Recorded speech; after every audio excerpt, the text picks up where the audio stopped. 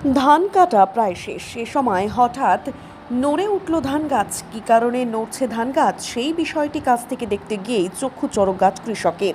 ধান গাছের নিচে অজগর দেখে জমি থেকে দে দৌড়। আর এই ঘটনায় খবর জানাজানি হতেই ঘটনাস্থলে ছুটে আসেন অন্যান্যরা।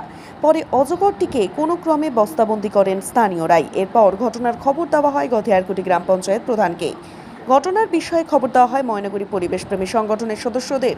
খবর পেয়ে ময়নাগুড়ি পিপিএস এর সদস্যরা ঘটনাস্থলে পৌঁছে অজগরটিকে উদ্ধার করে নিয়ে যায়।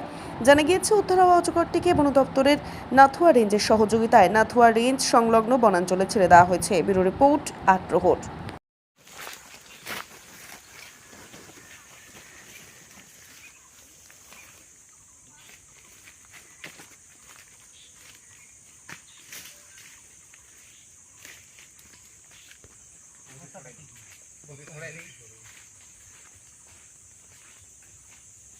ধান কাটা মোটামুটি শেষের দিকে প্রায়। তো শেষের দিকে একটা কোণার মধ্যে কয়েকটা ধান আছে গাছ আর কি। তো ধান গাছটা মানে ওই কোণার গাছটা মানে কাটা হতে না হতে দেখি একটা অজগর সাপ।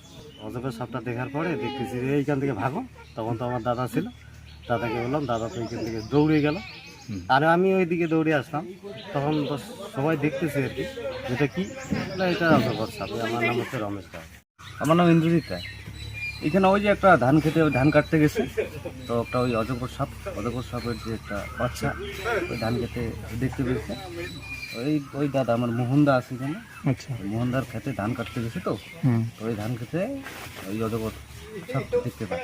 এখানে আছে ভাস্তা, ওই এখানে বিশ্বজিৎ, ওই মৃণাল এবং মোহনদা, ওরা সবাই থাকতে ধরে এখানে বস্তাবন্দি করে রাখে। বন্ধ করে রাখছে। হ্যাঁ, মাঝে মাঝে আমাদের যেহেতু এটা ওই বন্যা প্লাবিত এলাকা, তো ওই ধরনের আমার জলঢাকা নদী পাশেই আছে, তো হয়তো মনে হয় ওই ইয়ের কারণেই ওইগুলো সাপটা বাঁচে। সাপটি মিনিমাম ওই 5 ফুটের মতো, 4.5-5 ফুট। এটা আমরা ময়নাগুড়ি পিপিএস, এটা বগুড়ি বাড়ি, বসন্তের টাড়ি।